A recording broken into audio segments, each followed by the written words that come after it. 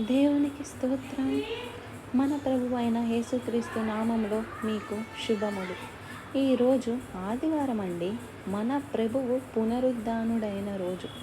ఇంకా యేసు ప్రభువు జన్మించలేదు కదా అండి. 25వ తారీఖు జన్మించాడు కదా, ఇవాళేంటి అంటారేమో. ఆయన 25వ తారీఖు జన్మించలేదు. ఆ తారీఖు ఆయన జన్మదినం అవునో కాదో ఎవరికీ తెలియదు. ఆయన జన్మించింది మాత్రం వాస్తవం. దానికి డంకాయే లేదు, అనుమానమే లేదు.